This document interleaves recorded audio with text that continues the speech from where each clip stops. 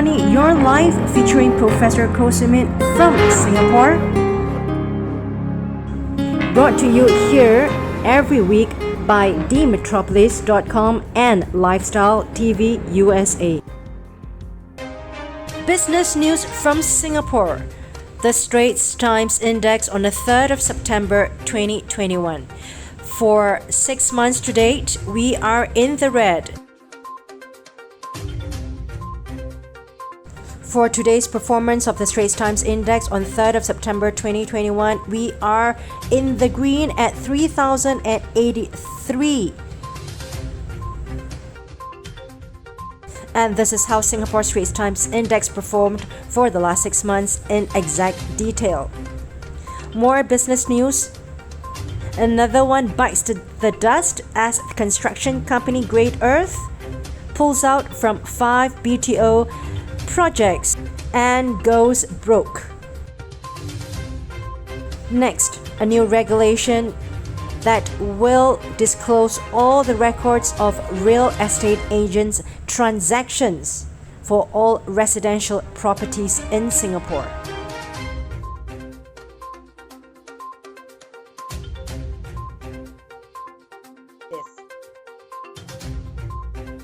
Hi everyone, thank you once again for the 4th session of Masterclass Made Easy with Professor Koh Sumit of the National University of Singapore. And for those viewers who are new to us and new to her, let me also mention her credentials and why she's the authoritative voice for Singapore in terms of personal finance, wealth management, and also a business financing situation. So Professor Koh, 30 years of expert, 30 years of industry expertise, that she's actually the corporate trainer, the sought after corporate trainer for Fortune 500 companies and also for MNCs. And some of these names, we know them.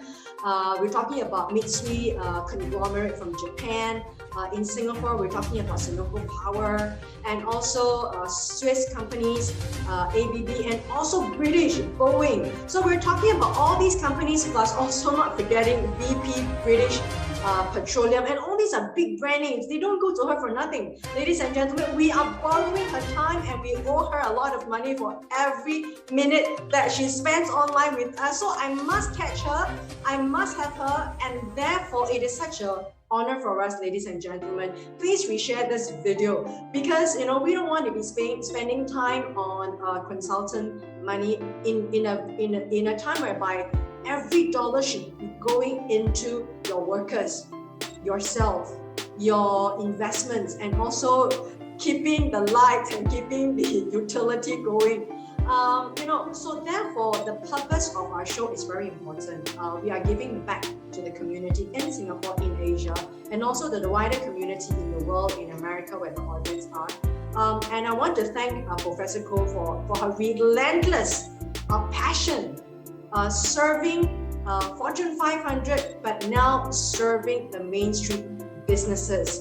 And she has a heart for the mainstream people, for her lives that she has shown. But as the series goes on, we'll find about her philosophy of life, and she's fighting about the philosophy of life, and what keeps her excited at night, and what keeps her excited about the next millennium as we're going along. So a little bit more about Professor Koh as you follow us in the next few episodes. She's going to tell you about where you can find her, ladies and gentlemen. So we're going to dangle that carrot in the air until you follow us throughout the episode. So Professor Koh, thank you so much. Professor Koh, would you like to say hello to the international audience? Hello everybody, thanks so much for tuning in, and thanks Vicky for the introduction. I think I'm so humbled, by standing next to you, and thank you once again for this opportunity. Ladies and gentlemen, today is the 3rd of September 2021. It is 5:56 p.m. Singapore time, and you may be tuning in with us in Indo-Pacific right now. Malaysia, Thailand, South Korea, and Australia, where some of my viewers are, and also Ukraine, because you write to me.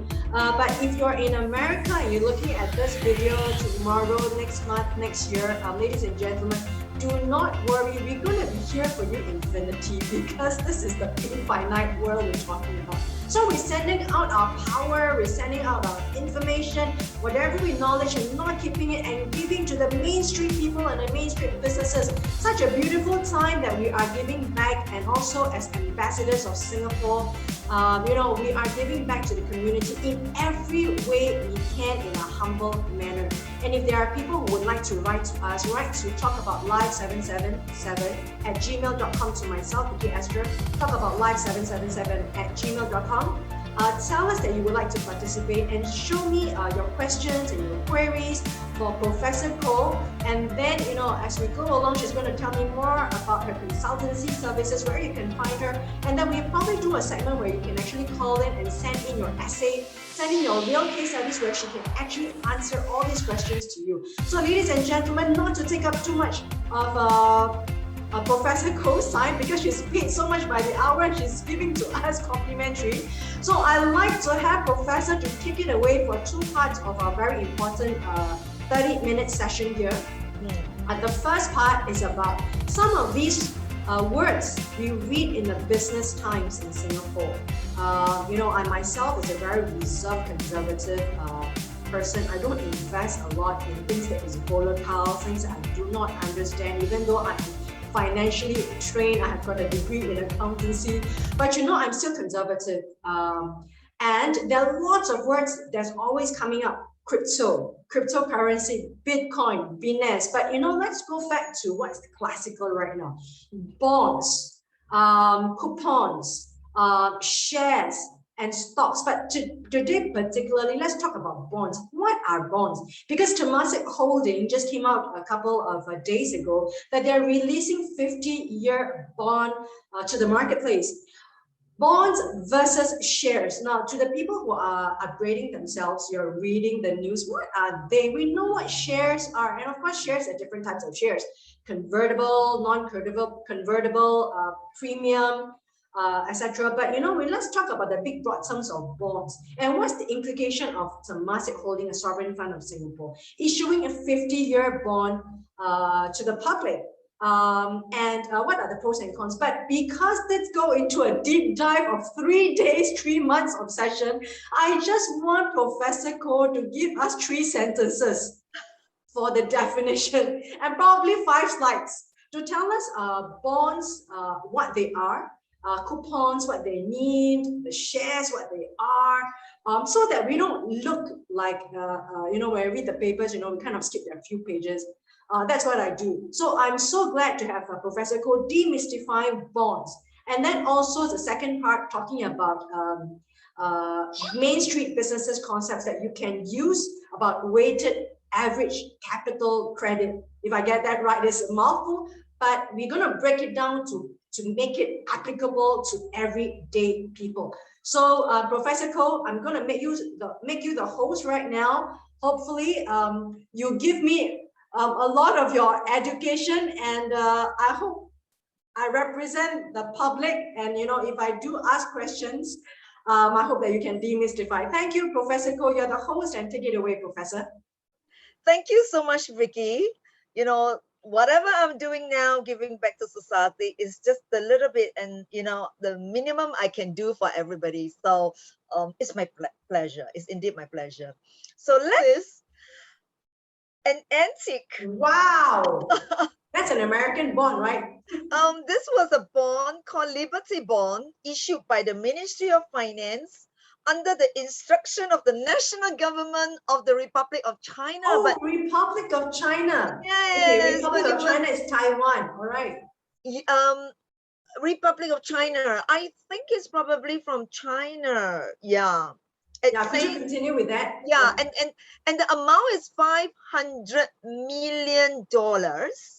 All right, with the fixed coupon, right? So everybody's wondering, what is the meaning of coupon? There you go. Wow. This is really, signed. A coupon. And I saw the original one. It was kept in such a good condition. It is like those days when we were younger and somebody give you a string of coupons, and with each coupon, you have the rights to go to the right place and exchange it for money, So this coupon, which I'm going to launch and show you in a while's time, The meaning of bond.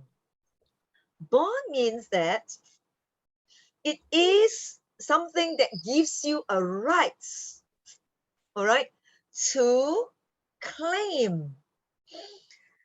When I buy a government bond issued by the government of Singapore, it is a very nice way of saying I am going to lend money to the government of Singapore. And if the issuer, the borrower, says I am issuing X dollar amount for 50 years, it means by buying my bond, you're lending money to Temasek for the next 50 years. So what you can see here can be represented by 3 letters. It's called I-O-U. Yes, So I Vicky, owe you. yes, Vicky, if today you decide to buy $100,000 worth of the Temasek bond, it means that Temasek will write you and say, I, Temasek, owe you, Vicky, $100,000. Yeah. And I will repay you only in 50 years' time. Wow, that's a long time. Am I still alive? No, we can do it this way. The financial market has evolved so much that if any time you decide to sell the bond, Vicky, sell it to me. I see. That is a secondary market. Okay. The concept, Professor Koh, I clarify before you go into the deep dive. Ladies and gentlemen, you have actually shown the real coupons. The coupons is within the bond. And if you need any money like myself, I will tear up one little sheet and sell it to whoever who wants to buy that bond coupon. Am I right? So maybe that has a form of liquidity. So maybe I can rephrase it, Vicky. Yeah. The Liberty bond, if I decide to buy 100,000, yeah, and it's going to pay me something like 5%. In the case of Temasek, I think they are paying 2.8% per year. Wow. So for every $100 or 100,000 I have, every year I'll be entitled to 2.8%. Okay. So that means I will get $2.80. But Temasek says I will pay you every half a year. So you will get $1.40 for every 100. So this is the coupon. At the end of each 6 months, you can present it to the registrar who takes care of the disbursement of fund, and then they pay it to you because you rented your money to Temasek. So that's the idea. Very clear. Thank you, Professor. And if I am a happy owner of this bond, I can go on and on. It's almost like a perpetual. But at the back of my mind, I know that I can always sell it to the next person. Like we put up things for secondary sale. You know, in Singapore, we have one very famous platform called a carousel. Yes. So I can sell a pre-owned bicycle. Now I can sell a pre-owned bond issued by Temasek. Yeah. Get it? Yes. So it gives you an opportunity so that in case, all right, you got some spare cash, but because of our limited knowledge in the business world, you do not know where to park your money. So here comes the chance. So the chance is for you to park the money with a very well-known and credit-worthy borrower. So I'm going to show you, how do I know that this borrower is credit-worthy? That is the one. Okay, and to stop you, Professor Koh, I'm going to raise my hand like a student. Now, we see a lot of this every day, like Moody's rating, right? Because we see it during the crisis, pre-pandemic time, suddenly the Moody's rating for China went from AAA to BBB, for example. And then you get to wonder, like, what is this? What the F is this? You know, so I think you actually put it very well in a chart, ladies and gentlemen. please listen up to Professor. She's going to demystify what you hear on Bloomberg, what you hear on CNBC, and you don't know where to ask these questions. You're too embarrassed to ask. So, Professor Ko, take it away. Tell us, what is this chart? Well, if you just take a glance at this table, there are many credit rating companies, of which, like what Vicky said, Moody's is one of them. Yeah. S&P, which stands for Standards and Poor, is another one, and then Fitch. So, it's like an undergraduate who aspire to get a first-class honors. Yeah. So to get the first-class honors, you need to get, for example, 3 A's, and that is the tip-top rating. So that is AAA rated. Yeah. So is this AAA rated. We call this the highest quality, and it's definitely an investment grade.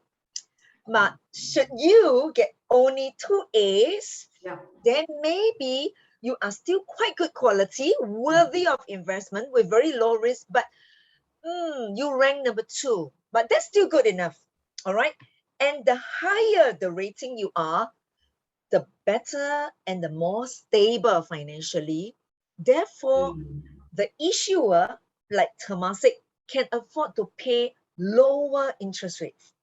Okay. So if today I graduate from the school of from Harvard University with a first-class honors, well, I'm of that grade. And therefore, hopefully when I get a job, they will pay me the top grade salary. It's the same idea here. So there's a chop on the head that says first-class honors from a certain university.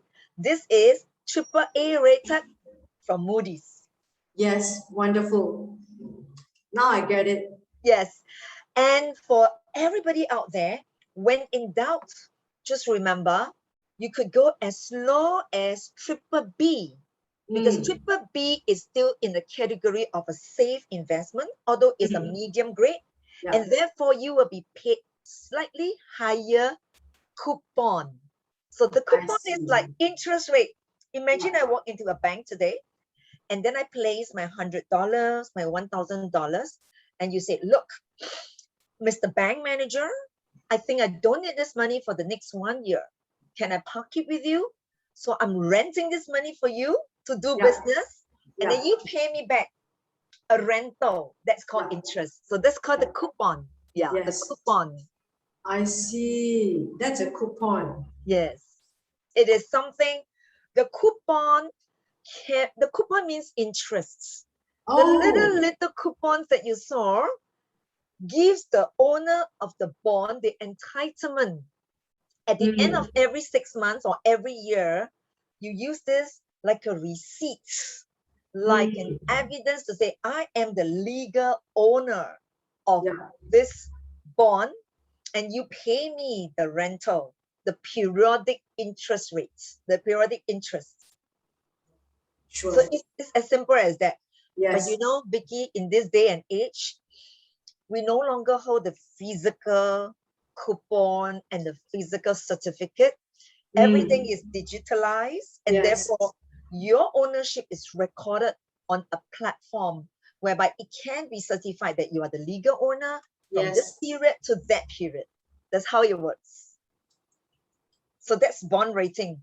Now, I remember just now, Vicky, you mentioned something about how do I differentiate the bond from the shares? Wow. Let me do this demonstration. All right. If I step back, I will be taking a risk much, much, much higher than a bond if I buy a share.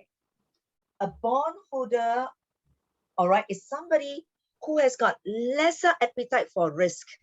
And therefore, he stands right in front of the company called Temasek. Temasek has to drop everything. At the end of each 6 months, one of the priority is to pay the interest to me. So my coupon is my interest. I will rank first. So my risk is lower. But if I should decide to buy an equity in a share, let's call our share. I mean, the world knows about our SQ, our Singapore Airlines company. So if I were to buy a SIA share or it is a far cry from buying a SIA bond, because SIA has also issued bond this year. And the shareholder of a SIA company will stand really high, waiting and hoping and praying that if all the other people who ranks in front of the shareholder has been paid their due interest, and then it goes to the shareholder. I see. That means shareholders are the last in the queue, aren't they? That's right. You said it. It is last in the queue. So imagine I have a food ration. Do you want to be at the front of the queue, or you want to be the one at the back, subject to while stock lasts, while money lasts? I don't understand behind, because I've got low appetite for risk, and therefore I will take it safe. I will play it low risk. I will lend money to the company. I don't want to have a share in the company. That's how the name came about. I don't want to have a share. Yeah. Wow. So share means that as a shareholder, I've got huge appetite for risk. It's like some people who go for buffet dinners. They can eat a lot. All right. So then go for it. But if you're somebody who cannot take so much risk, then limit yourself to just being a bond holder. Yeah, sure. Yes, wonderful. The way to differentiate it is, if I'm a SIA bondholder or a Temasek bondholder, if I hear in the market, in the stock exchange, in the newspaper, that maybe this company has some financial difficulty, then I would be able to be entitled to the distribution of the assets should the company goes insolvent. Yes. In America, we call it file for Chapter 11. Yes. Yeah. But if I'm a shareholder and I hear this, I must be mentally, prepared that I may not get my money back. Okay. Because during those good days when the companies was because you're at the end. Yeah, you're at the end, but the end also means something good. If you hear me right just now, Temasek issued the bond in August, early August, for 2.8% per annum.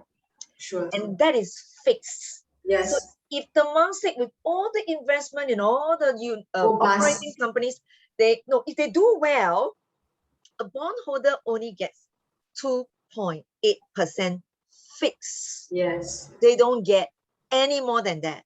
Yeah. And then the rest of the profits which the company made will always accrue to the shareholders at the back. Yes. So the opportunity of earning a lot of money as a shareholder is only fair, because during bad times, I get less. I'm the last in the ranking. And I can't sue the company because I own the company. Do I sue myself? No, I don't sue myself. Yeah. So, Professor Koh, just to paraphrase what you say, my understanding is this: bond holders, they are low risk. They have low risk appetite. They are in front of the queue, and they've got a fixed rate. Yes. Right. Shareholders have a higher risk. They got to take higher risk, and they got to go to the back. But because they're also taking higher risk, it means that they have a possibility of upside. That's correct. That's correct. You are so quick. It means that they can potentially benefit during good times from all the surplus. It's really the surplus. So as a residual owner, just like if I buy Apple shares, all right, if you have followed our previous recording, you would have seen that the Apple owner really make a very huge return of 88% of return on equity. Yes, so that is the upside. Wow, wonderful. I think you demystify in 5 minutes. Yeah, so when somebody says I own a share, you literally own a portion of that company's assets. So imagine you're sitting in the SIA aircraft ready to take a flight to Germany, from Singapore to Germany, and then you think about it. This company currently has got more assets Then the liabilities, as in like they own more of Yeah. these Wow. machineries and aircraft. After I pay off all the people I owe money to, whatever is left on the chair, maybe the leather chair, you own a piece of the leather chair because you are a shareholder. One of the owners. Yes, literally. Yeah. So maybe Vicky, if you have any more questions about bond versus share, bring it Yeah, on. but Professor Ko, the concept of shares is a common knowledge, right? We buy the shares of Apple, we buy the shares of SIA, and also recently, as I say, they're going to issue bonds, right? I think last month, when the new minister took over, and some of these concepts they are everyday in the papers, but I think your clarification makes it so much better for many people, because a lot of people go in there just wanting to get money out of it, not wanting to know the concepts behind. And you have demonstrated that it is very important for us to know, because when you have the money, you're either going in there and you're being approached by the bankers for your wealth management. You have to at least know what they are. And this is also one of the glimpse of some of the episodes that's going to come up, where I will ask Professor Ko, what instead of going to a broker to manage your shares as a retailer or someone who's going to get in, how do you actually study the financial statements? What are the ratios you need to look at? What are the PE ratios you need to look at? Some of these very distinct ratios that the common people should know of, and not just depend on the broker, right? Certainly, those are So the fundamentals. Yes. we need to know the fundamentals. That's right. So this is another episode. What's coming up? It kind of like builds up, Professor. I'm so glad that this is going to be in a public, and this is in a public arena. It's free for people to understand, and they can always write in to Professor Ko through me right now, without divulging her privacy and confidentiality. Write to talk about live777@gmail.com if you want to talk to this authoritative voice in Singapore, Singapore's authority on personal finance, wealth management, and also company financial structure. Professor Ko, would you go into very quickly second part, which is so important because we're talking about WACC. And what is it? Tell us, and how does it apply to us, me, myself, probably myself as an employee, as an entrepreneur, as someone who's going to buy a property, get a mortgage, someone who needs to raise funds for my working capital. What is WACC and why is it important, and not go in blindly to borrow funds? Sure. Professor Ko, take it away. Thank you so much, Vicky. Here we are. So as she mentioned, this thing about WACC is actually just an acronym and an initial for weighted average cost of capital. All right. Weighted average cost of capital. Yes. And before I go into that, we can always go back to the fundamental presentation of a rectangle representing the balance sheet. Now, just as the name suggests, balance sheet is referring to something that balances all the time. The left-hand side will balance with the right-hand side. Now, I'm going to do this so that you can see this is my assets on the left-hand side. So it's the LHS. Now, on the right-hand side, these are the sources of funds. When Temasek raise funds from the public at the specified fixed interest rate of 2.8%, and because it's a 50-year bond, and they were rated as AAA, were rated as AAA because the longer the tenor of the bond, it means they are willing to pay you a higher interest rate to compensate you for liquidity. All right. Yes. So this is really a very good return to the investors who these days find it very difficult to earn sufficient interest from the bank deposits. So if you were to consider this as Temasek, they will use some part of their own money. So this is the own money, and the opportunity cost of own money is high. It could be 10%. The cost of borrowing money, if you recall, I was doing this going back into the front. The guys who are going to buy and lend money to the Temasek will be called the bondholders.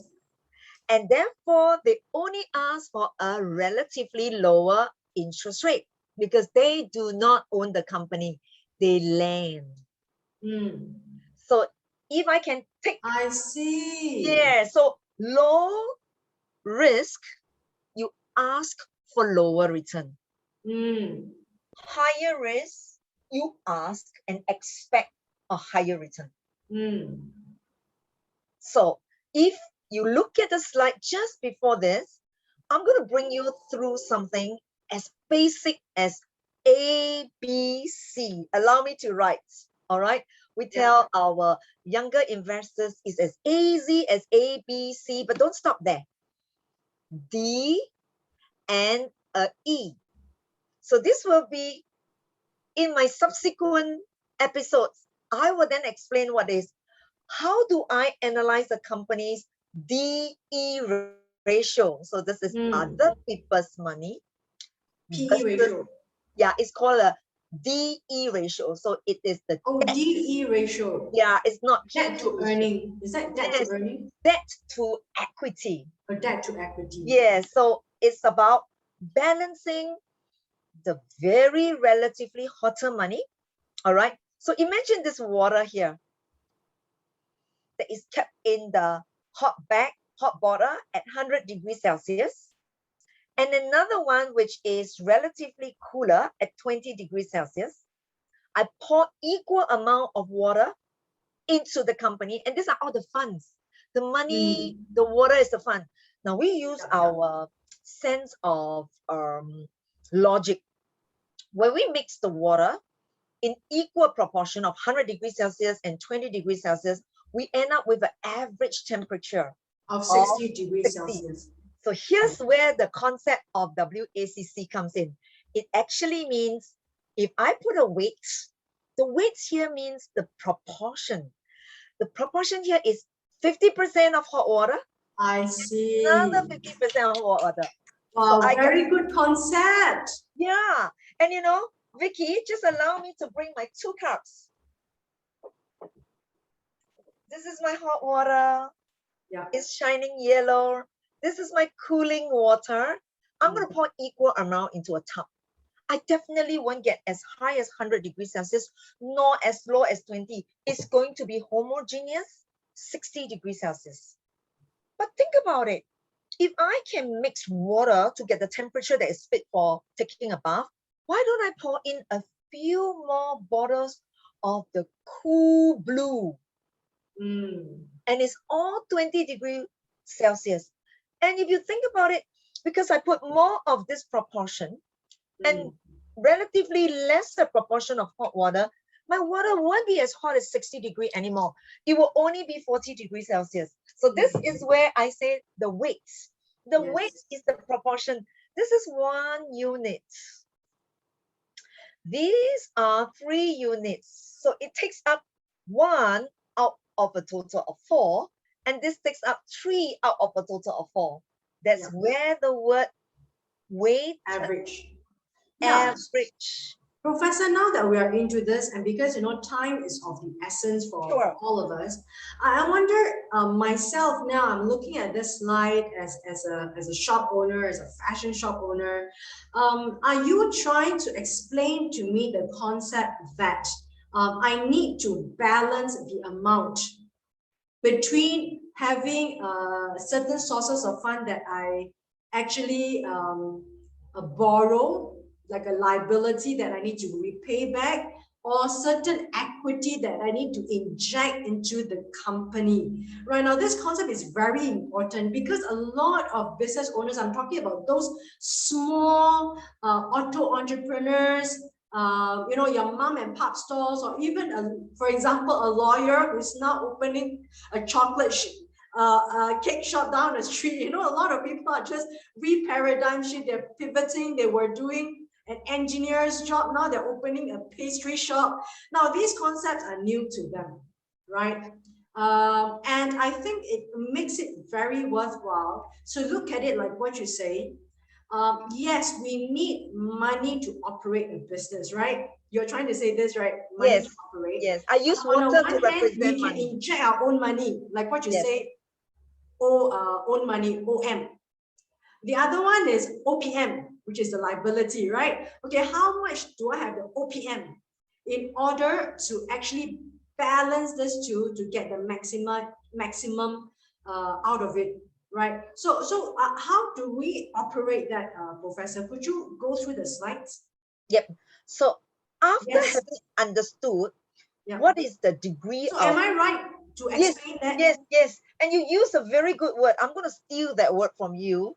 You use the word balance. I have to balance the proportion of my own money because every dollar of my own money indicates my commitment in the business. Yes. But yet, I do not want to use too much of my money because Yes. my money has got high opportunity costs. It's really high because I'm going to stand behind, last to receive anything if the company does well, and lost everything if the company doesn't do well. So that's very high costs. All right. And this is a very important concept. I think we should pause a little while Sure. to dive into to make it applicable. Because I read so much on Facebook, Professor Ko, restaurants. I read because you in Singapore, they've got so many Facebook groups, right? A lot of them is about hawkers, restaurant, F&B, saving them during the pandemic. I mean, their owners, they say that they are literally losing like millions of dollars for the last 15 months, now almost into the 20th, 18th to 20th month. They are talking about, number one, like what you say, the cutthroat fixed cost of rent. And rent in Singapore, you're talking about real estate. Right, the shop front is a real estate we're talking about. And you were talking about that, and owners will say that they are losing like up to 1.5 billion Singapore dollars we're talking about, and they're feeling the pain, and they're always questioning, should I go on to another month? But I was thinking that if they had your concept, anybody who's going into the business, even before you dive into and open a pastry shop, you want to go into opening a cake shop. You know what's going in Singapore right now? It's like people are going into the open cake shops and pastry shops, cafes, I think this concept is so important. We always need to pause and sit back and really evaluate this concept before we even dive in and put in, our hard-earned money that can go to the children's education. Yes, certainly. We were talking about people who are bringing up like $500,000 just to start up a business, not knowing what's going to happen. And without your concept, I don't understand how people can just put in blindly like 100,000 and burn it in rental. Right? Professor Koo, could you tell us why is it so important before anybody pivots themselves, because they lost their job as an engineer, they lost their job because the companies are closing down, they're leaving Singapore, but they're going to the next pastry shop. This is a concept I can say, hey, hold on for a while, you need to study these videos from Professor Koo. Professor Koo, tell us, what does it mean to understand this concept for people who are about to go into a business? I think maybe it boils down to a degree of preparation, having adequate knowledge, doing analysis. Some of them says, oh, why am I analyzing until I'm paralyzed? You suffer from paralysis because of over analyzing. But I think in every business, you really have to have adequate preparation. Yes. So a lot of the energy could be, disproportionately placed on selling, but the knowledge of finance is Yes. important as selling. Wow, I think you hit the nail on the head, ladies and gentlemen. Maybe we've got the authoritative voice here. Business is not about selling. Business is really about balancing the knowledge of not only knowing how to sell, how to manage when you sell, and you have to sell as much on cash as you can, Yes, better and still using in your advance. resources. Yes, and if you recall, yesterday we talked about negotiating with the landlord. It doesn't have to be 2 years. How about half a year? I'm a startup. You know, I'm willing to pay you variable rents. If I do well, you take a bit more. If I don't do well, you go along with me. And if you can negotiate with your supplier who always wants you to succeed, that's the best person to be in strategic alliance with. Yeah, That's how so we can do we, yeah, partnering. Professor Ko, can we go back to your slide? Like if Certainly. now in a real sense of the word, Mm. if now I am thinking about, oh, okay, the F&B business is booming because the delivery and there's the apps, you have and you have all these people just queuing up there trying to take your food, right? Because it's all about delivery. But I think before we even start pondering about, how much money we've got, maybe we look at your bank numbers and we say, oh, I think I can afford 100,000. I think I can afford 200,000 to burn, to go To into this burn. That's right. To burn. industry. So I think your advice is pause, stop, hold the horse, right? We Plan. cannot go into a business to say that I've got $100,000 to burn. That's the wrong concept. But we're saying that what can we get out of 100,000 that we've got to get the other amount of maybe 4 times or 5 times to balance this 100,000, so we don't go in blindly. When things go wrong, you take 100% of the heat. Right? Am I right to say that? So, Yes. Professor Ko, I think this concept is very, very important. Tell us a couple of more slides to concretize your concept for Yep. us. So along the line of what I said just now about preparation, if today I'm going into F&B or today I'm going to invest in, let's say, a property where I intend to rent it out, yeah, for rental. That means I turn it the other way around. Or I am earning a business, I must compute what is my potential profit margin, what is my potential return, as in the form of profit on my investment. So the Yeah. number that you quoted just now was 100,000, which you place perhaps to invest in the fixtures, the furniture for the cafe. But we have to think about it. With the 100,000, are you able to generate enough profit? So here's how it goes. All right. When we calculate what is my percentage of return, so that we can get a number. The number could be 5, it could be 6, it could be any number. We must first be prepared to compute. Here goes my sales. If my sales is 100,000, it's $1,000,000. What is my cost? Have you done enough homework about sourcing from the cheaper source so that the cost of sales is low? And then what kind of margin of safety I have to absorb the exorbitant advertisement cost, rental, salary? Have we thought how we can pay our staff a variable cost? They get a base salary. If they do well to bring in more sales, they will get what I call a bonus. That will really incentivize the people who are in your company. They really feel like they own a part of the business, because the more sales they help you to get, they will be getting a lot more bonus at the end of the month, instead of a fixed cost called fixed basic salary. And So for the then, next 2 minutes or so, Professor Ko, can you detail with us the highlights of this importance of the income statement of the fashion company? sure, when a company goes out to sell, they will probably do what I call homework.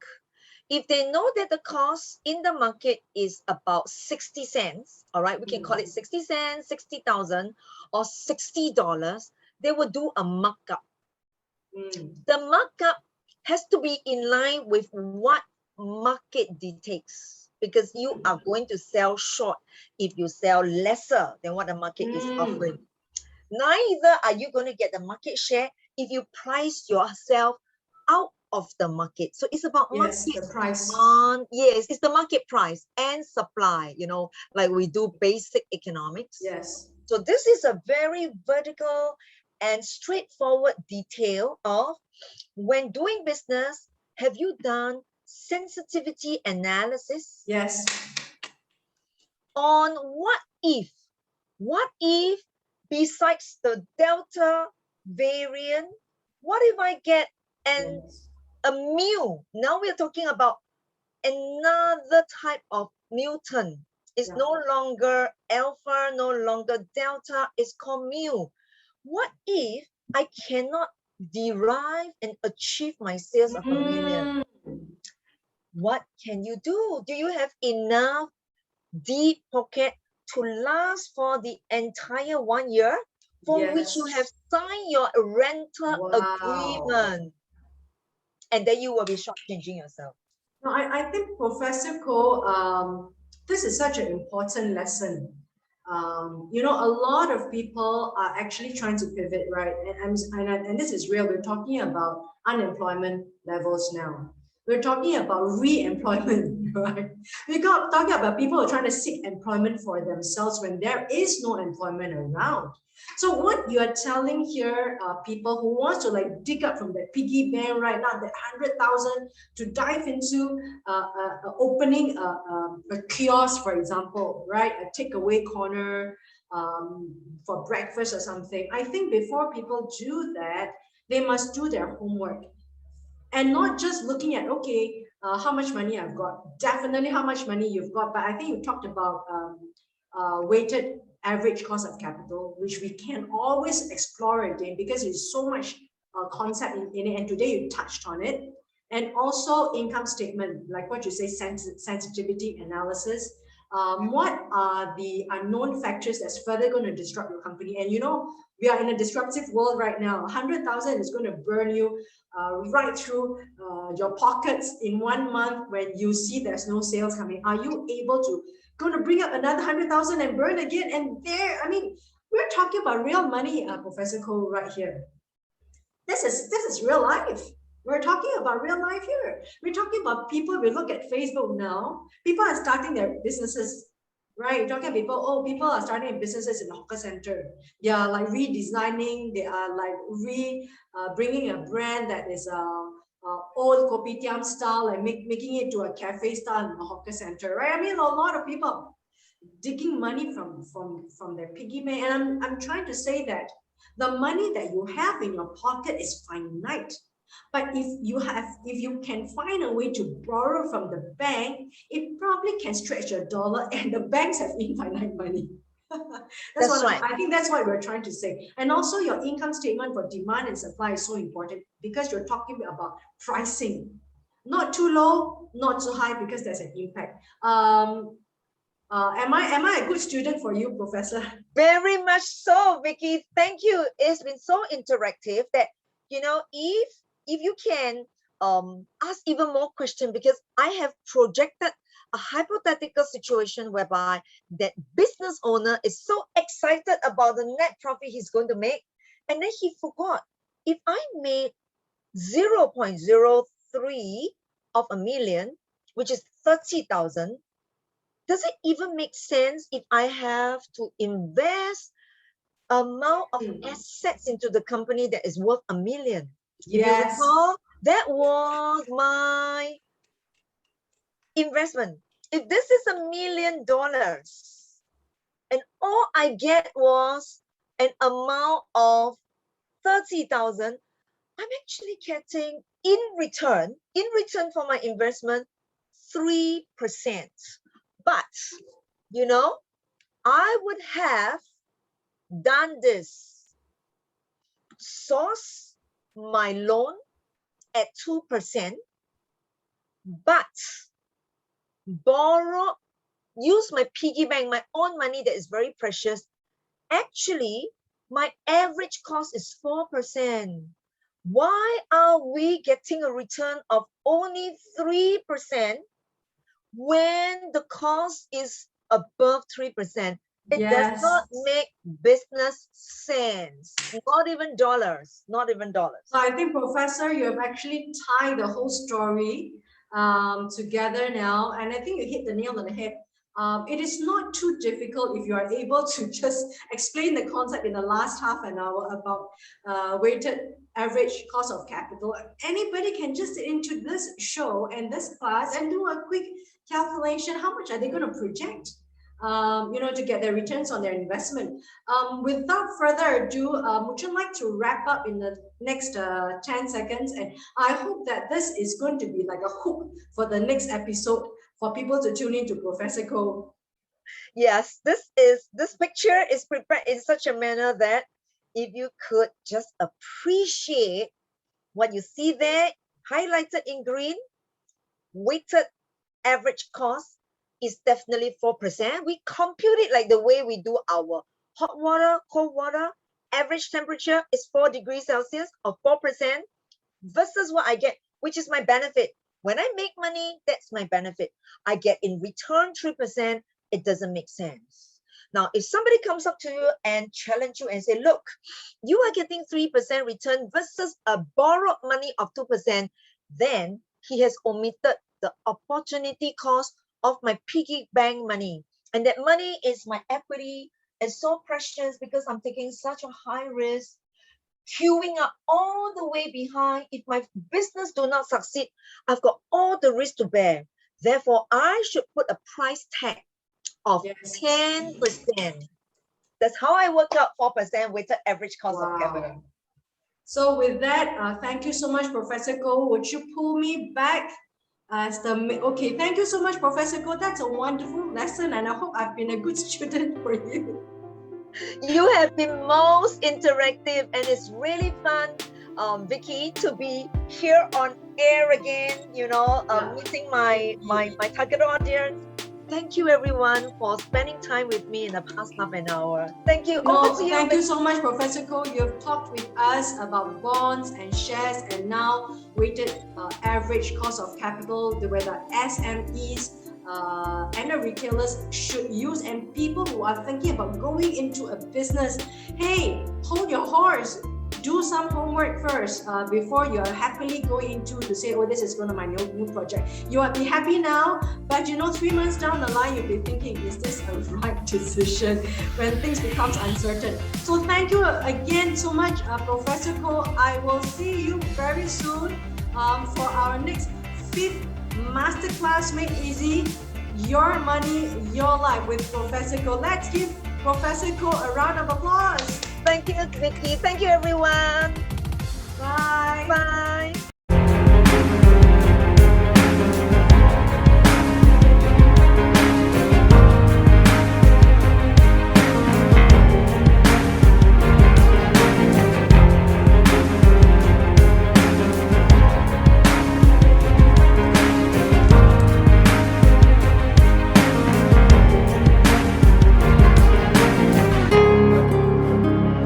Your Money, Your Life, featuring Professor Ko from Singapore.